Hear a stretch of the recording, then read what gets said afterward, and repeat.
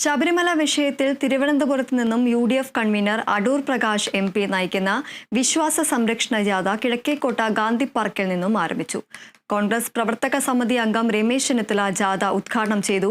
AICC general secretary Deepadas Munshi, KPCC working president PC Vishnunath MLA, DCC president N ശക്തൻ ഉൾപ്പെടെയുള്ളവർ ഉദ്ഘാടന പരിപാടിയിൽ പങ്കെടുത്തു.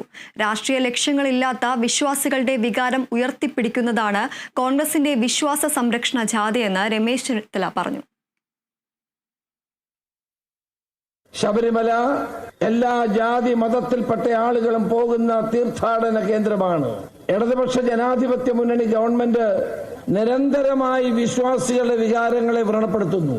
വിശ്വാസ സമൂഹത്തിന് നേരെ വെല്ലുവിളികൾ ഉയർത്തുന്നു. ശബരിമലയുടെ പരിപാവനത്വം തകർക്കാനുള്ള നീക്കമുണ്ടായത്.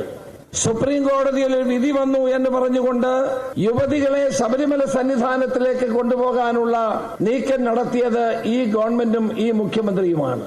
ഈ ജാഥ കേരളത്തിലെ മുഴുവൻ വിശ്വാസ സമൂഹത്തിനും വേണ്ടിയുള്ള ഒരു ജാഥയാണ്. ഇത് രാഷ്ട്രീയ ലക്ഷ്യങ്ങളില്ലാത്ത വിശ്വാസികളുടെ വികാരങ്ങളെ ഉയർത്തിപ്പിടിക്കുന്ന, ജനമനസ്സുകളിൽ ആവേശം വിതറുന്ന ഒരു ജനമുന്നേറ്റ യാത്രയായി ഇത് മാറുന്നു.